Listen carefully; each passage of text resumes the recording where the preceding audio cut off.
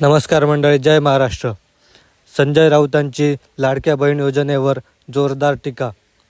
1,500 रुपये देण्यासाठी बहिणीच्या नवरे आणि भावांना बेवडे बनवणार संजय राऊत यांचा घणाघात. बेवडे नवरे आणि भाऊ तयार करण्याचं काम सुरू आहे.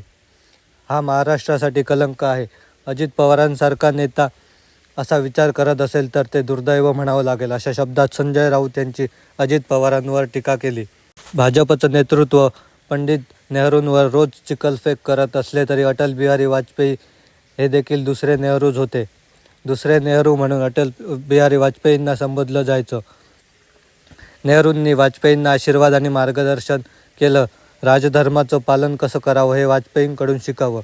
हिंदू धर्मीय देश असला तरी सर्वांना घेऊन गेलं पाहिजे असं त्यांचं म्हणणं होतं. वाजपेयी गेले आणि त्यांची भूमिकाही संपली. वाजपेयींना बाळासाहेब ठाकरे फार मानायचे.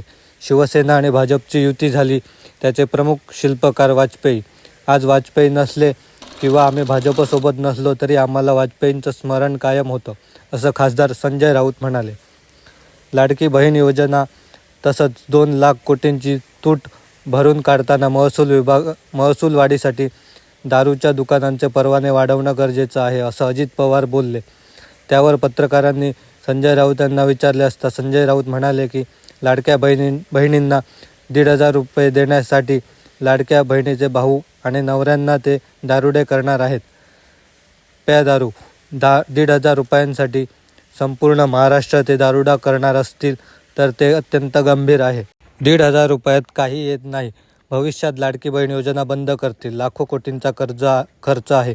निवडणुकीच्या आधी कोणतेही निकष न लावता मतांसाठी पैसे वाटले. आता निवडणुका झाल्यावर निकष लावता. आता दारूची दुकाने वाढवत आहात. 1,500 रुपयांसाठी आपल्या घरात कोणतं विष आणलं जात आहे ते बहिणींनी पाहिलं पाहिजे, असं संजय राऊत म्हणाले. 40 रुपये लसूण 400 रुपयांवर गेली. 1,500 रुपये देता. जेव्हा बहीण मार्केटमध्ये जाते तेव्हा ती थैली रिकामी घेऊन येते. 1,500 रुपयात काही येत नाही, असं संजय राऊत म्हणाले. मित्रांनो, संजय राऊतांची ही टीका आपल्याला योग्य वाटते का? आपलं मत कमेंट बॉक्समध्ये नक्की सांगा.